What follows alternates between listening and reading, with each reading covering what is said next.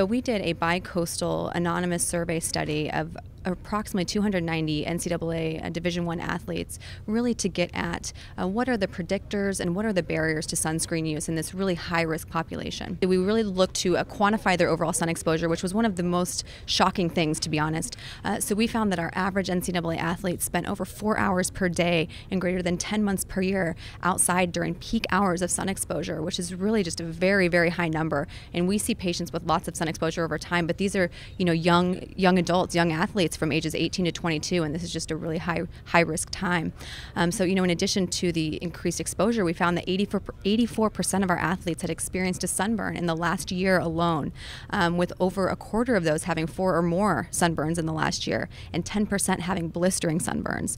As every dermatologist knows, blistering sunburns, particularly in this younger age, have been correlated with melanoma long term.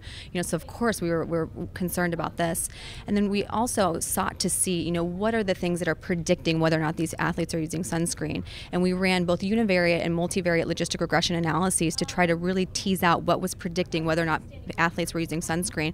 Surprisingly, we found, or maybe not so surprisingly for those women, we found that female athletes, that gender was really very important, and female athletes were more likely to use sunscreen than male athletes.